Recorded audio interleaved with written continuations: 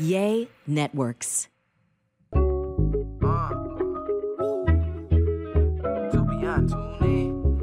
Let the pod going up. To be honest, sit down, we need to have a talk. Cornelius gonna make a point that the others don't. Them other souls not the same, come and straight the bottom. Hey, what's up, y'all? It's your boy Cornelius Lindsay. Back with another episode of To Be Honest, and it's a bonus episode, so we're throwing that out there. And we got some great feedback on the other podcast, Definitely on did. the other episode. So, figured it'd be good to sit down and go through another round of these questions, or at least to be able to, I guess, talk in more depth about other things. What was some of the feedback that you got? I'm Jared, by the way. Yeah, it's Jared And Bear. Call me Bear. A lot of people call me Bear, my closest friend. So if you're my close friend, don't even think about it. Some of the keywords I got, it was I heard authentic, I heard heavy, I heard it almost made me cry. I heard it was difficult to listen to because I saw a lot of myself in that. So I think a lot of people, no matter what I said throughout the entire 1 hour talk, I think a lot of people they got something that really spoke and ministered to them. And they just kind of drew from that. And they were thankful that I didn't hold back in saying certain things. I did get people who were like, you didn't name names, you didn't do that. And Which is good. That's not you. Yeah, that's not me at all. That's how I feel about that, Jay. I feel like if you have a problem with me, then come to me with the problem. Like if I have a problem with somebody, I'm gonna go to that person with the problem. Because a lot of people don't necessarily have a problem with me or have a problem with somebody else. They have a problem with the image of that person. And they want to destroy the image that they've created of that person.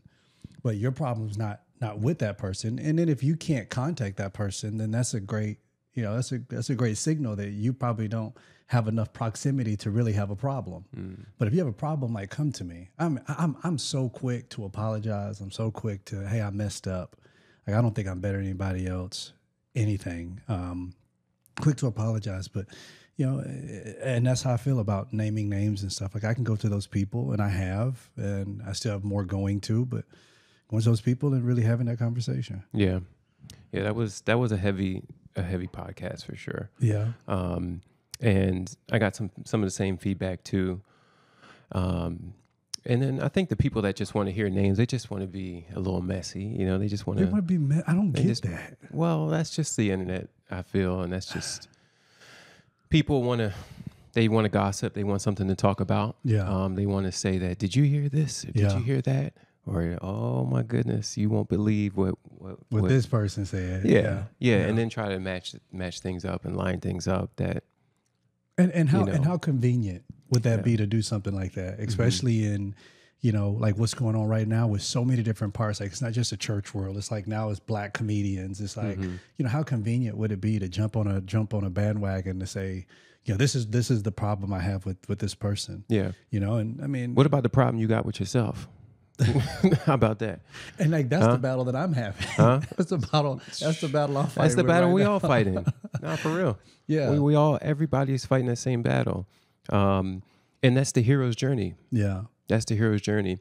When you look about when you hear the story of the knight that's rescuing the princess, it's metaphorical.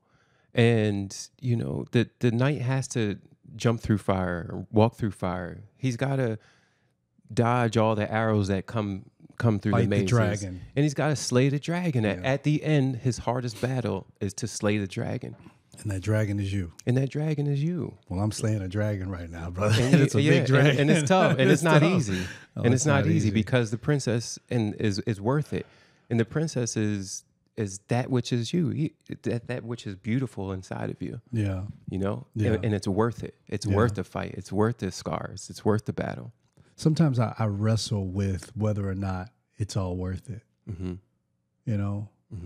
Like sometimes I really wrestle with that. I wrestle with the thought of, is it worth it? Am I enough?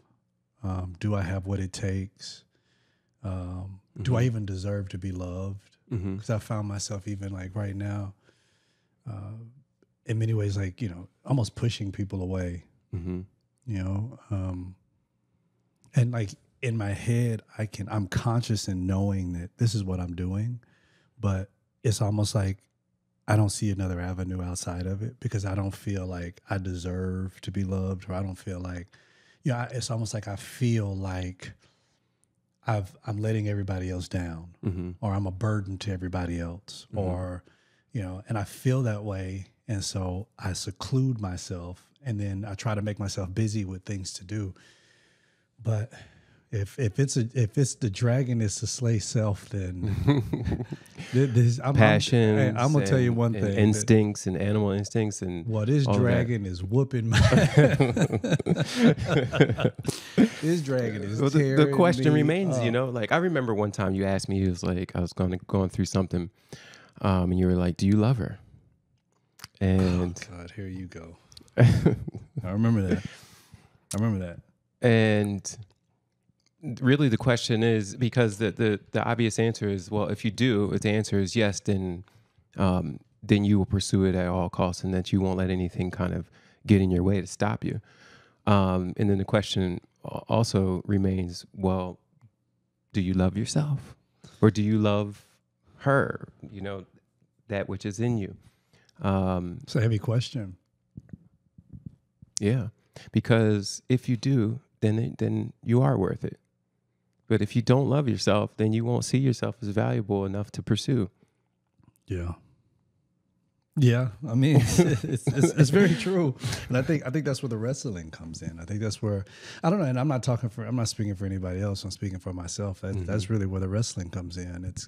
It comes in that instance of, you know, do I love me, and am I worth it? And a lot of times, if I'm being authentic, I'm being honest, and, you know, to be honest, I most times I don't feel like I do, and so I get to points where I feel like I'm living my life for everybody else but me. And while I know, you know, the idea is, and I've heard it preached so many times in, you know, church leadership conferences, that is the essence of life. The truest, you know, noble essence of life, or noble stage of life, is to live your life in the duty of other people. And I feel like that has been my life. Yeah. But now I feel so neglected that I'm like, well, then who lives their life? You know, it's like, so what about me? And so, you know, I wrestle so much with it that I'm like, you know, do I even deserve this? And I'm living my life for my family. Like, you know, that's why I'm here, because of them. And if I didn't have them, I'm not sure if I still would want to be here. So it's like, you know, I wrestle with that. That dragon is whipping my behind. It's a Leviathan. It's not. You remember when God was talking about in Job, like, can you even come close to like wrestling or matching the strength of the Leviathan? It's like, no, but when you try to do things in and of yourself and of your own strength, then, you know, it's almost a failure. Yeah. And I remember the last podcast you talked about going on this inward journey. Yeah. Right. Yeah. And, you know, I woke up this morning, I looked in the mirror and I was like, you ugly. Like, like you just, wow. I was just sitting there just like, man, you just look pathetic. You know, you just look pathetic. And when the reason why I say that is because when you're looking at it externally, when you're looking at yourself from an external point of view, you can identify with things that are ugly. Yeah. You can identify with things that are just not worth pursuing. Like, I don't, you know, and you can see the ugliness around you. Right. And the Bible talks about, it says like, be ye perfect. And when you try to identify with being perfect externally, you would never, ever come to that destination, ever. So why does it say be ye perfect, even as your heavenly Father is perfect? Because that which is in you is perfect. As he is, because our spirit's renewed, is changed when we come to recognize who Jesus Christ is, and at that point, we have been reborn. But that's I mean, what you're talking about is the depth of the Christian faith that unfortunately so many have never explored, because our theology is a mile long, but it's an inch deep. Mm-hmm.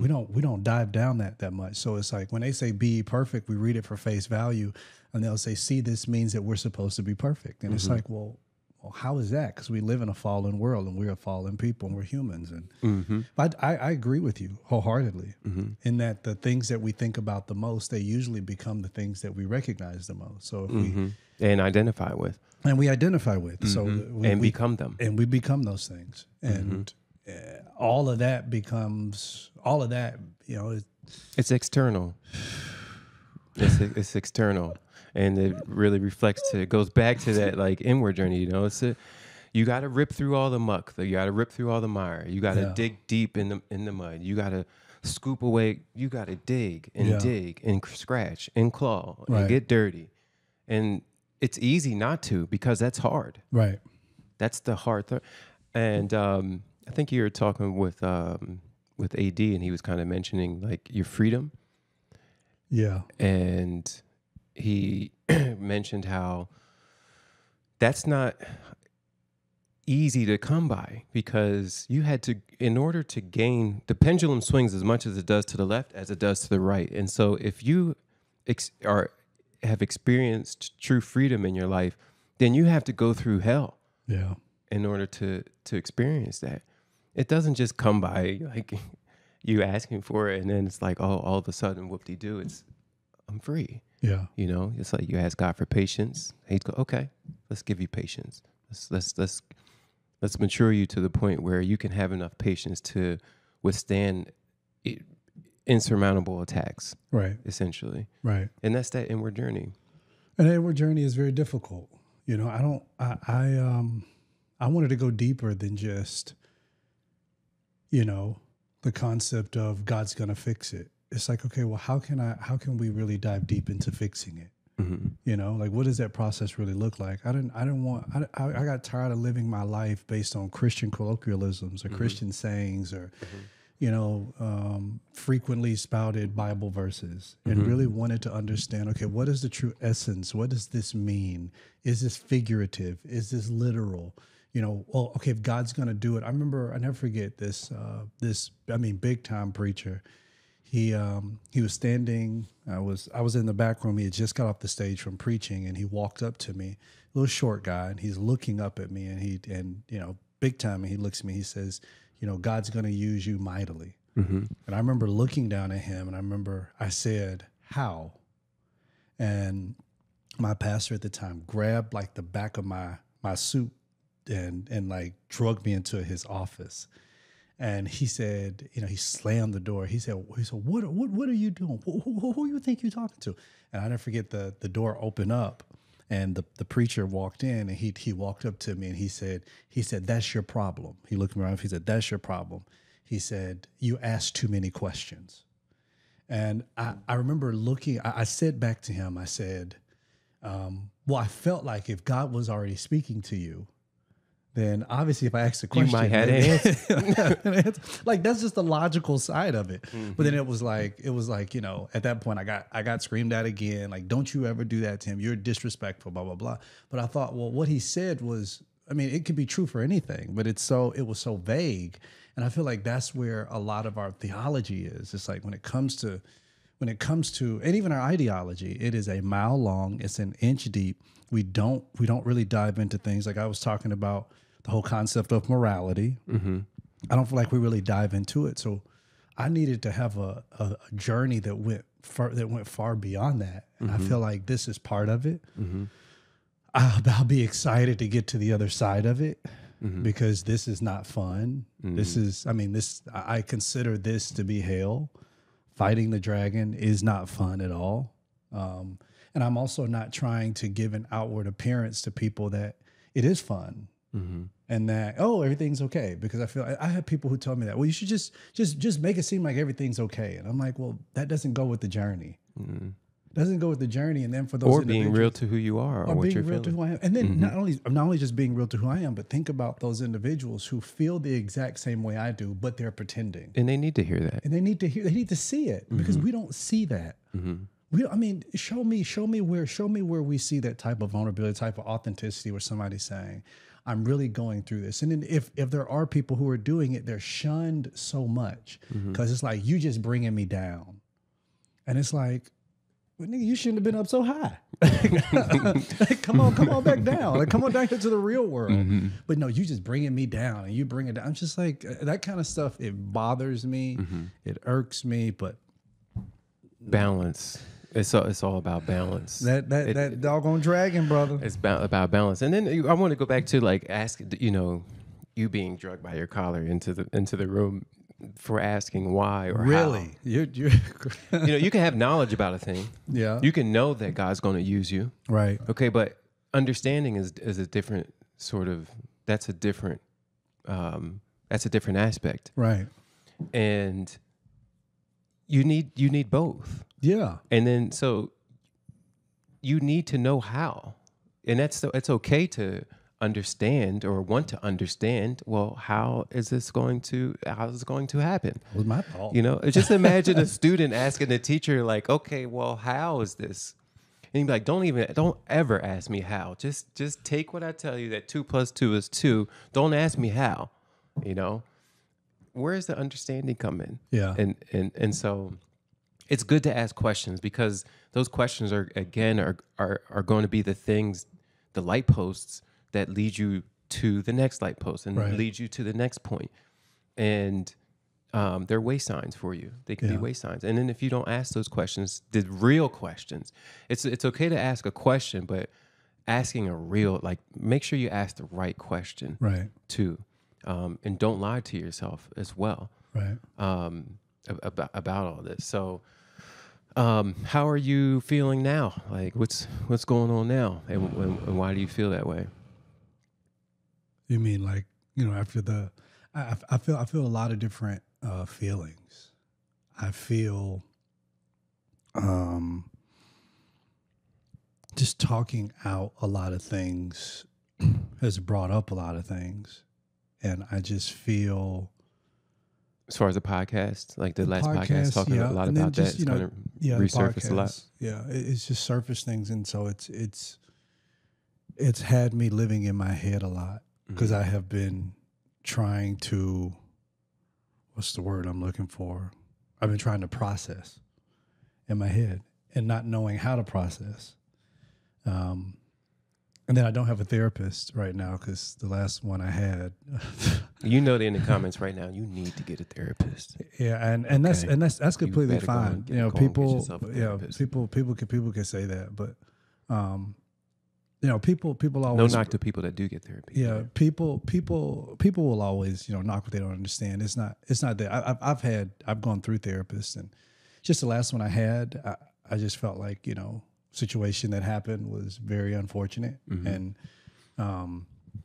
I felt like the information that I gave was used against me, and so that caused a deeper rooted sense of hurt and distrust. So now it's like, do I restart this whole new relationship with this other person with the same idea that, can I still trust this person? So it's not as easy as you just need to go talk to somebody. It's like, okay, well then who? You know what I mean?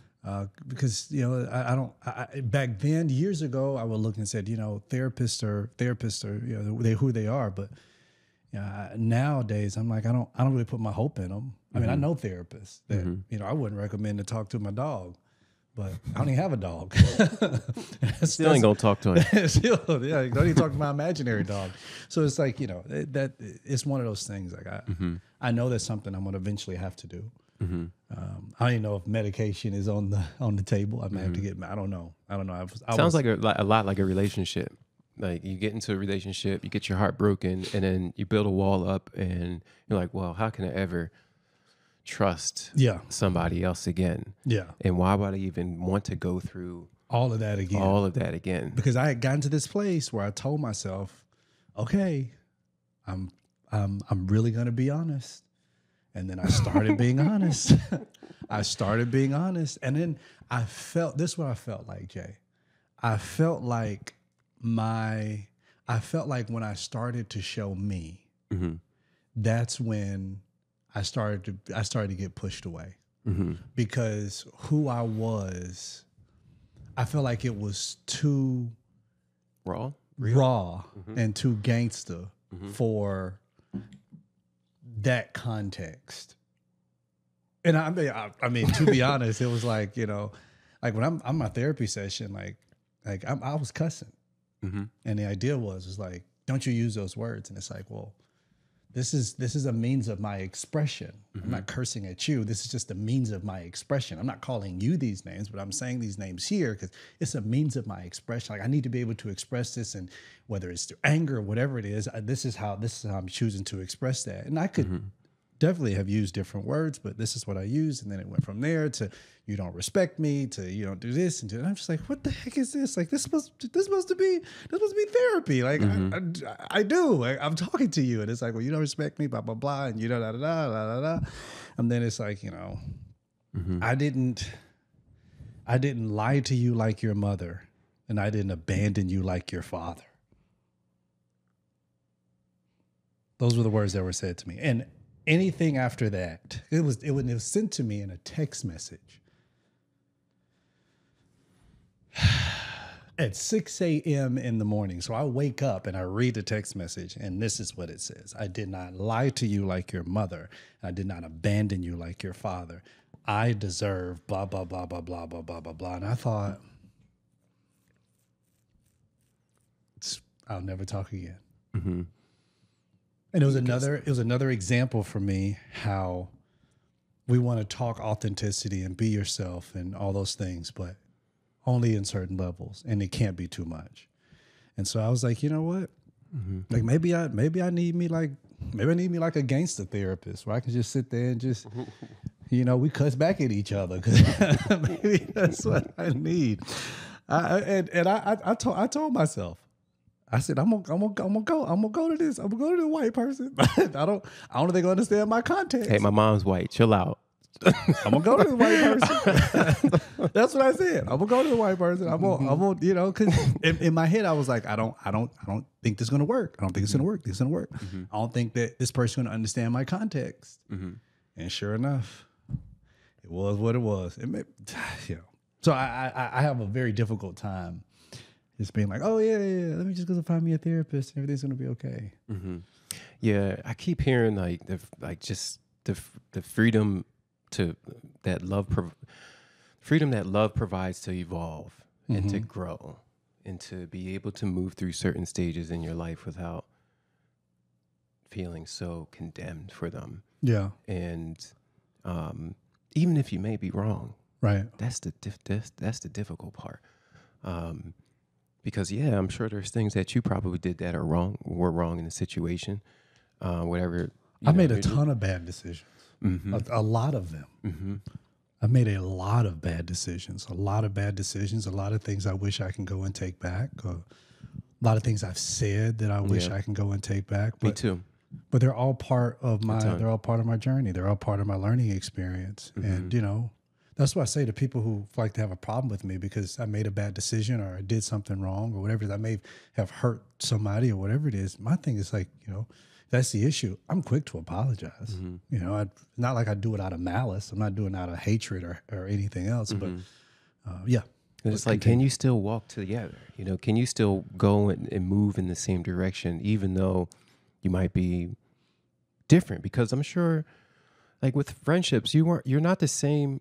You change. Yeah. Like some of my friendship has changed dramatically. Yeah. And some of my best friends, you know, we started out very on fire for God, very holy, very, you know, by the book, don't do this, don't do that. And then as we got older, you know, we wild out a little bit, engaged in a little bit more sense of freedom. And then I'm referring to a friendship of mine. Now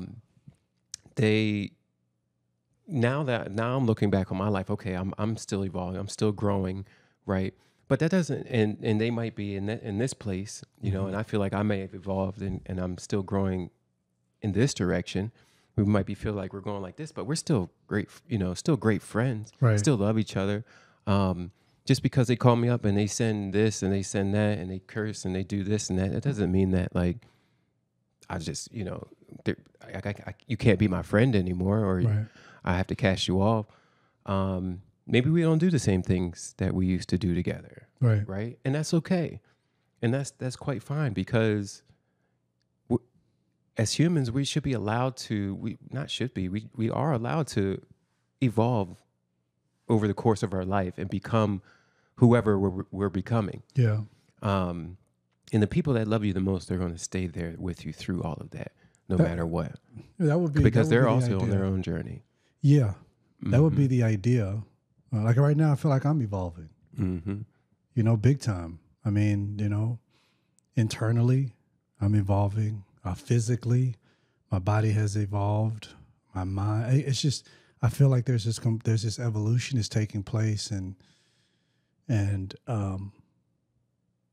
it's interesting to sit back and be like, who's willing to walk through this with me, because it looks different. It looks different. It looks different from who I am. Because I get people who will say like, well, you're not really the same way you used to be. And it's like, no, I'm not. You actually weren't the same way you used to be yesterday. Yeah, it's like constantly changing. I'm not giving you the same responses, and I'm not giving you the same access. I'm not giving you the same time, and I'm not making those decisions anymore. And that's not who I am anymore. And you're judging me by my past. You're judging me by, last year or 5 years ago or 10 years ago or 20 years ago. That's just not who I am anymore. Like who I am right now is a constant evolution. Like you said, I should be able to have that evolution and could still be able to grow and evolve. Unfortunately, a lot of the talk, within many communities is time to cut off. It's cutoff season. So they feel like, if you don't do everything that I do, then you can't be around me. And then they make you feel like you're not good enough.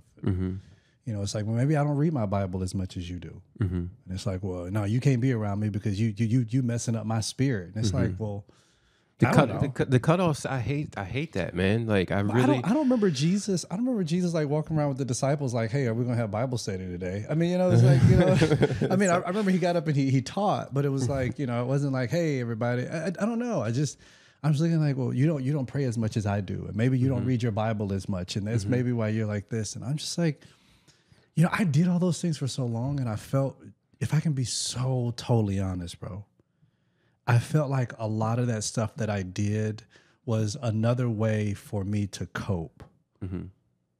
I do. I felt like it was another coping mechanism, just something else that I used to just cope.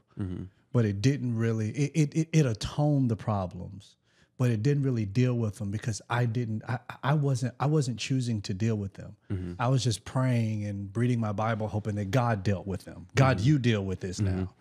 And I'm just not into that anymore. It's like, I'll pray and I'll ask God and I'll seek him, but here's the issue, and this is what I need to deal with. There's this like, I keep going back to the sense of harmony in our lives, in your own life, in my life, and whoever's life. And when things are like out of balance and there's like disharmony, then you start to feel it like a lot. And you just know when you're not feeling your best. Like the sun doesn't shine 24 hours a day. Right. There's 12 hours of daylight and there's 12 hours of midnight. I don't read my Bible all the time, but there's some times where I just can't, I can't stop reading it every morning. You know what I mean? Because I need it. Right.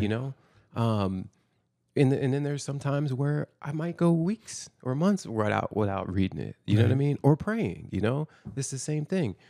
And I keep going back to like balance and harmony because it's almost a fight and a struggle to figure out how to maintain that in our lives. Right. And how do you actually go through what kind of processes and systems do you have to like keep this harmony and balance in our lives so we're not feeling all out of whack? Yeah. And like I want to talk about too, like sin in a sense, and immorality. And Lord. You want to talk about that for real? I do. I want to ask you a question. Do you think that there's right and wrong? Okay, so the answer, the question itself is complex. It's very complex. It's a very complex question. Do I believe that there's a right and wrong? Yes, but I believe that right and wrong is based on each individual person. Right and wrong is, we can easily go to and say, well, there's a foundational point of right and wrong, and that was given in Exodus to Moses, to the 10 Commandments. And then from there, they withdrew from those 10. They withdrew, hundreds and hundreds for the Levites, and you can read those throughout Leviticus. Well, throughout history, we've just continued to add on more and more right and wrongs, and then those right and wrongs find themselves culturally different. Whereas in some places, it is culturally wrong for you to wear white after Labor Day. In some places, it is culturally wrong for you to give a thumbs up. In some places, it's culturally wrong for you to give up your middle finger. Let's go with an extreme example: killing. Again, I don't think the issue itself is based on. I don't think it's based on the extremity of the action. I think it goes down to each and every person. Because let's just give an example here. Somebody could be staunch and say, well, abortion is wrong. And I believe that abortion is death. You're killing a person inside of the womb. So we can believe that at that point, abortion is wrong. But there was a serial killer who went around and, did all of these horrible things to all these horrible people. And now the serial killer has been caught. And now they are sitting inside of a prison cell, and they're going to be sentenced to death through lethal injection. And the same person who says, well, abortion is wrong, will go and say, yes, that person deserves to die because that person killed my niece. At that point, would that not be considered murder? And now, again, it comes down to my personal belief. Well, then the question becomes, well, now it's not just about it being right or wrong. Like, well, is it justified then? Is it? But see, justification does not with different people. Because some people would say, well, it's still not justified. What if he sat in his prison cell and said, you know what, God, please forgive me? At that point, do we then forgive? Do we forgive and allow for this person to at least live their life and live the rest of their life in prison, where now you have lost your way for you to be able to enact in free society? Or do you say, well, this person now has completely changed? That's why we have parole boards who say, well, I feel like this person is doing great in prison for 10 years. You should come out, and now you should live amongst everybody else. And so, I think right and wrong is. I think that we have used morality as a whipping post in order to create behavioral modification, and we use it in a means of control. I don't know what you just did, but that's what I believe. I believe it is a control tactic. Slave owners used it. I mean, they use the scripture, slaves obey your master. Slave owners used it. Preachers use it against a congregation. They'll preach from Malachi and say, see, God says, bring all your tithes into the storehouse. And if you do, then you have room enough to contain it. But if you don't, it says within the devourer won't be rebuked for your sake. Preachers use it. Parents use it. See, the Bible says you need to obey your mother and your father. For this is right. For this is right. And then if you do, your days shall be longer. And they'll tell you this is the only commandment that comes with a promise. And you won't have longer days because you won't obey me. And so then you become a puppet for your parents. And so now you are controlled by a henpecked mama and an over-controlling father who only wants to live their life vicariously through you. So again, when my kids, I don't want to look at my kids and tell them, that's right or wrong. I want to be able to stimulate their mind to be able to have an understanding of what the concept of right and wrong really looks like. And I don't think we do enough of that. Man. So that's how I feel about morality. I can go deeper, but that's why I say it's a very complex and very loaded question. I was going to say pause, but you can go.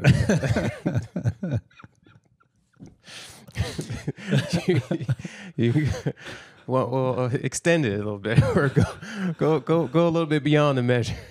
Go a little bit beyond. That's what I can say. So we use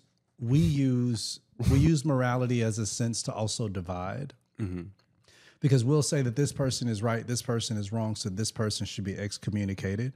We do it a lot in the Christian faith. They do it in other religions too. Probably not as much as we probably do in Christian faith, but we do a lot of that where we say this person does not fit into our community because they may be wrong in a certain way. So then we excommunicate them outside of our community.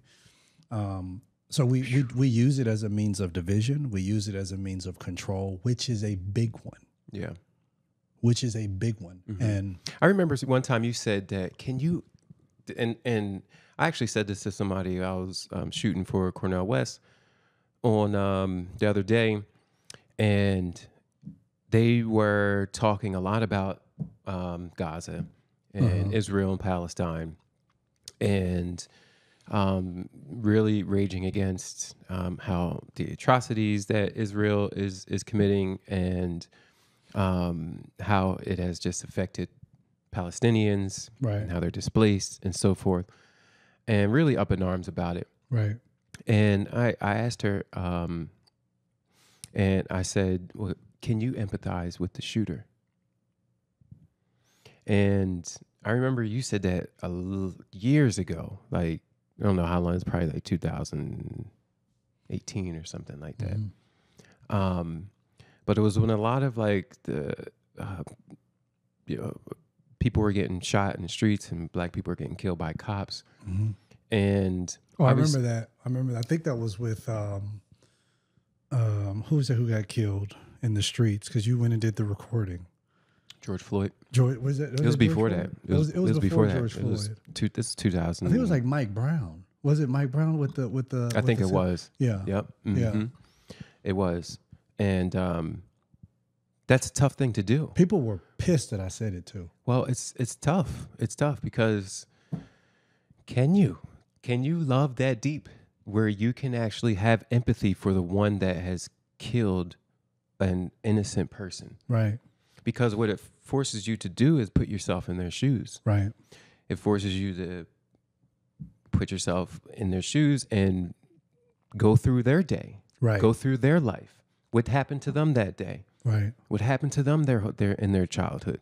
What happened to them last year or 2 years ago? Like what made them afraid? Like what to actually even come to the point where they had to brought the gun out and shot the person. Right. And so you raise your arms up and raise your fist up to condemn the person and to convict them. Right.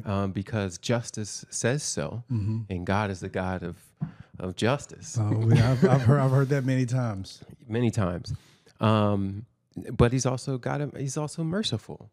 Islam says he's the most merciful. Yeah. So what do? Do you pick and choose? Like, okay, now's the time for you to be all just, God, and then maybe another time, whenever it's convenient for us, we want your mercy. But how can you actually put yourself in the shoes of the person that is committing an atrocity or committing the most vile act too? Right. Not just something that's like, oh, lie to somebody. Oh, I can understand why you lied to that person. No, can you understand why he raped that person? Or can you understand why he killed that person? That is the most difficult thing to do. It is. I think a Bible verse that has helped me out so much to keep myself low is, in the measure by which you judge, it shall be measured back unto you. And unfortunately, our first reaction, look out throughout social media, the first reaction is judgment. This person needs to pay. They need to fry immediately. And my heart breaks every time I see that. And I think about that. Like I was looking the other day, I was on X and I saw this couple, I guess they were YouTubers, I don't know. And the wife announced that they were getting a divorce. And I went and I looked at the comments, and the comments were saying, I'm so excited to see his downfall. It's been a long time coming. This, I'm glad this is happening to him. Judgment is finally coming. I thought to myself, of all the people who are saying this, like what what part of your life has been perfect, or how much of the relationship do you even know about to even be able to bring this type of judgment on this man who is still a father, this man who is still a person, this man is still a human being. I read a quote the other day, bro, that said, you know what's better than posting suicide prevention hotlines? It said being nice to someone. But we don't extend that level of mercy. We don't extend that level of grace, and we definitely don't extend that level of compassion because we lean towards judgment. Well, let's just judge them. I remember when I said that. I remember people got so upset. I think it was maybe the first time I got canceled, because I wrote a whole thing about it on Facebook, and I was like, hey, yeah, this happened, but can we empathize? And I'm like, well, of all people, shouldn't you expect for that to come from a preacher? A preacher who reads from a Bible in 1 John where it says that for God is love. Isn't that where you would expect for it to come from, to provide the world with a different type of ideology that says, yes, I know that you're angry right now, but can we take a second to sit back and think and empathize with the other person? I'm not telling you have to agree with it. I'm just saying to empathize. Right. Because now, what makes, okay, and here's the other thing, and I'll say this, but that empathy will bring understanding. It'll bring understanding. But see, bro, I'll get people who will say, because remember, I think the last podcast I was talking about how judgment has to be a linear relationship.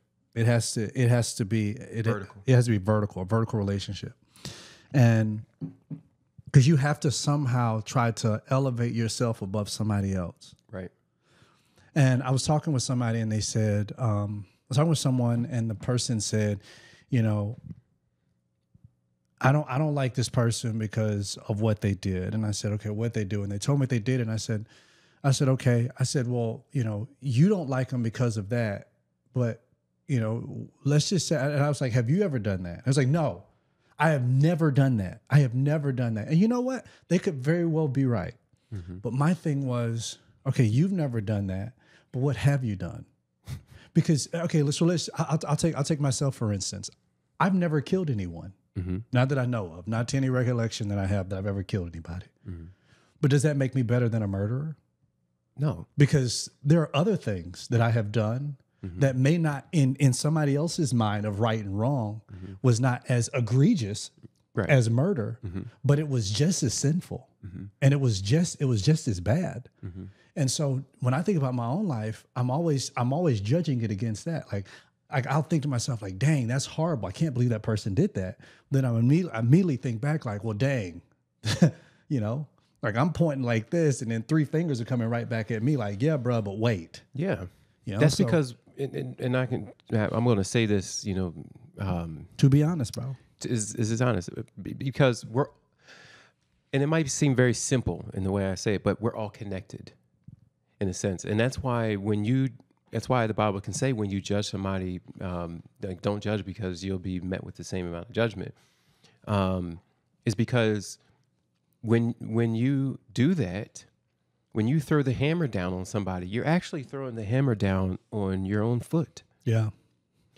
We're a body of people. If you want to, I don't know if you want to do it metaphorically, if you want to do it scientifically, with empirical data or whatever, but if we've all come from a common ancestor, right, then that just makes us all. That makes me your brother, and that's just physical. That's just looking at it, from a very logical, physical point of view. If we've all derived from a common ancestor, then we're all connected in that way. Right. But it goes much deeper than that. It's not just through like physical, lineage and blood that we're all connected, but we're connected, through God. Yeah. So when you do that, you're actually bringing the hammer down. When you judge somebody, you're actually bringing the hammer down, and you're hurting the body, right? Your own body, right? Because you are a part of that body, right? And so if you can hate somebody, you're only hating yourself. If you can really just want to hurt somebody or want to bring whatever upon somebody's life, shame upon somebody's life, you're only bringing shame upon your own life. Your own life. Notice it's so great metaphorically how you even said that. 'Cause you know how the scripture says, if you have aught against your brother, it says go to them.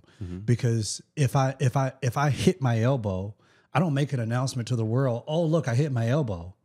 I go to my elbow first. You go like, right there, like right there. You go right there. I go right there. And then if I can't resolve the issue, I go to a doctor. I don't announce it to the world. Everybody, I just hurt my elbow. I go over to a doctor and I say, listen, doc, this is what happened. And the doctor usually can say, this is what happened, this what happened. If you broke it, we had to put a cast on it, boom, boom, boom, boom. Boom, it's fixed. And then if that can't work, then we move further. But that's not what we do. We love to say, boom, I hit my elbow, or somebody wronged me. And then immediately it's like, oh, I hit my elbow. Oh, everybody, I hit my elbow. It's your fault. I can't believe you put that there. You put that there. And that's the reason why I'm like this. And that's the reason why this happened to me. And it's just like, well, I would have never hit my elbow if it wasn't for you. If it wasn't for you, I would never hit my elbow. And it was like, well, you were standing right there when you hit it. You wanted the elbow to be hit. Remember, you was looking for an elbow hit. That's what you was looking for. Now I'm responsible because you wanted. The morality, how we have taught morality, I think has been egregious. It has been it's been destructive. And it has been controlling. Yeah. I know people in churches right now whose apostle, pastor, preacher, whatever it is, has laid down such a rule of morality inside of their organization that if they move any differently than how he or she moves, then they can be excommunicated from that body. You tell me. That's where we get cult-like activity from. You tell me that morality is not right. And then here's the thing. We have people who come into the church and then they do immoral things as if they are not moral beings. You know, and as if they're not mortal beings and human beings who are capable of defying a law, because that's the entire thing. I mean, we all defy laws every single day. We just don't get caught. I don't believe in a speed limit. You know, I mean, I see it. I mean, the speed limit to me is just a suggestion. Yeah. You know, but I zoom right on by. And then what I do, I put on my thing and I just try to look out for where the cops are. That's what I do. You know, is that wrong? Is that a wrong thing to do? To someone that is. To me, whatever. What if your baby's about to be born in the car? What you mean my baby's about to be born in the car? Did I need to get to the hospital? Oh, my bad. Did I just announce that? What? My bad. I ain't about having no child. I'm just saying. Let's just say your wife. You have a wife's in labor and your baby's about to be born. Should you not speed? You know what I mean? Put the emergency lights on and zoom. Like I'm not stopping. But you're breaking the law. Then if the police get behind me, I'm just like, y'all got to follow me all the way to the hospital. All the way. They're gonna come out drawing guns. But I'm like, look, my wife pregnant. She got to get to the thing. Boom. It is. And while I'm driving, I'm calling 911. Hey, I just want to let you know I'm driving down to 101 right now. I got 3 cops behind me. I'm speeding, trying to get to the hospital. I just wanted to let you know if you could please radio in to the cops. Let them know I am not trying to speed away, blah, blah, blah. What do you expect for me to do? And it ain't pull over. No. I'm going to the hospital. Pull over, right. Exactly. I will go to jail later, but I'm going to the hospital first. Exactly, but doesn't make it right or wrong, you know? And the possibilities are really endless. You know, there's so many different situations and scenarios that anybody can, you know, create in regards to that. But I think ultimately it just comes back down to, can you see yourself in somebody else, and can you really put yourself in those shoes to not judge them in such a way where you condemn them to death or to a prison cell or nothing like that. But can you really put yourself in their shoes to feel what they feel and to go through what they go through, and to be there for them? And can you love your neighbor as yourself? Yeah. Because when you see your neighbor, like literally as you, as part of you, not just like as you, like I like myself, but literally see them like, no, we are one and the same. Right. Then you're not going to do those things.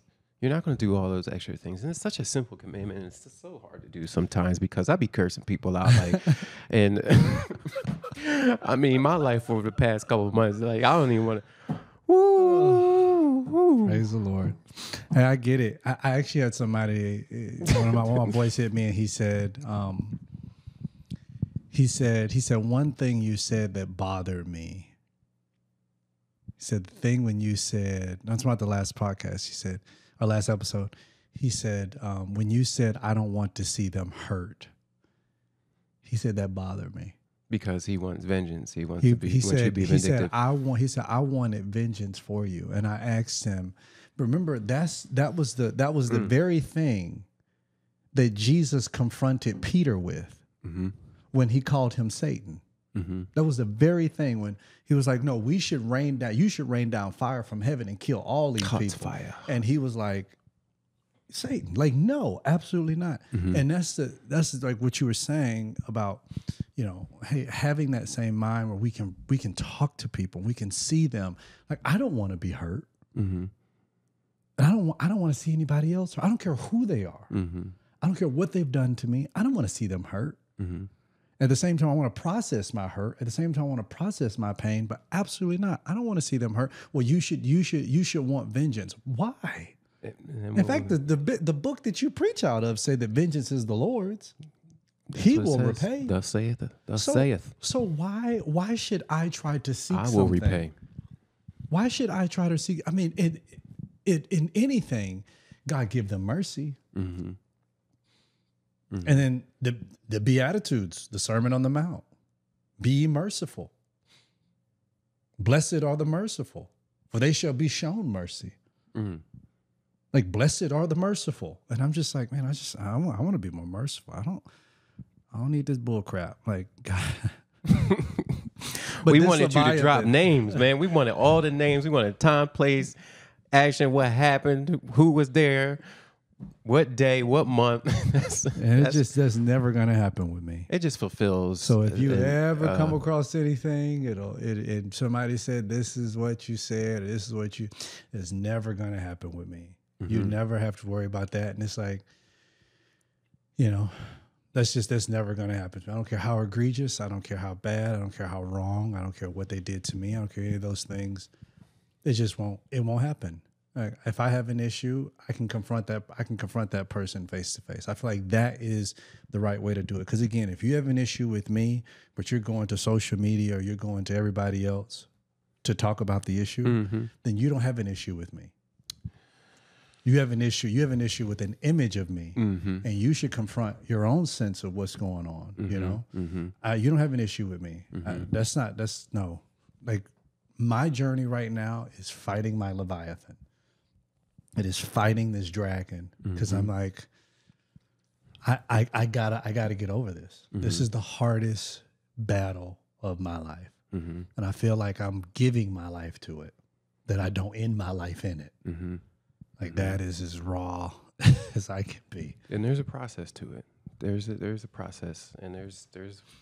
Hopefully I'll reach a whole new stage of enlightenment, and I'll be like a scribe. I don't know. Maybe I'll be a scribe one day and be able to. I mean, because I look at the Bible differently, and that also bothers me because it's difficult to listen to preachers. It's difficult to receive from them because I'm reading it and I'm just thinking to myself, like, but what you thinking? The depth. Like, where's the depth? You read it for face value. But even that scripture itself wasn't literal. That scripture was figurative. But you make it literal in order to fit the narrative of the sermon. And then my heart breaks for the people who are listening, who have now taken something that was figurative and now being used literally. And now they're applying it to their lives. And now it's becoming a pillar in their mind of morality. So now at any point that they break or go beyond that pillar, it's problematic. And it's a cycle, man. Yeah, I think about that too a lot. Like it being literal versus figurative, and then when and where. I think, well, not that I think, I know that the Bible has a face value. It has just look at it as a human body. Essentially, it has a flesh, what you can see, what you can read. It has a soul to it, deeper level, and it has a spiritual understanding to it. And I think that's with not just with like certain scriptures, but with the whole text. And a lot of times we don't get past what we physically see and what we physically read, right? And then go deeper into it and actually understand. Okay, well, how does? And another trick too is apply it to yourself. Like right. Everything can apply to yourself. Like don't apply it with don't even apply it with relationships. Like, oh, with somebody that you're in a relationship with, or you might read something that you might be able to apply to somebody else. Like, I don't know, like a woman at the well, for example. She had, multiple husbands, right? And you can obviously apply that to like a relationship that you have. Hey, you might come across somebody, they might be sleeping around, and you might say, no, you've had multiple husbands, but apply it to yourself. Right. Like, how have you had multiple senses in a sense that you've entertained, or multiple lies that you've entertained? Like, apply it to you. Everything apply it to you. And that's just a simple trick that I've learned to be able to understand the Bible a little bit more deeply. Right. Remember, the spirit gives life, the letter kills. Because there's a lot of division there. Which is why I said, I've never murdered anyone. Mm-hmm. So it's very easy for me to look down on people who are murderers and say, this is what you deserve. Mm-hmm. But then when I think about, well, I never murdered someone, but I have, like, oh, shoot, I'm just as guilty. Mm-hmm. I'm just as guilty.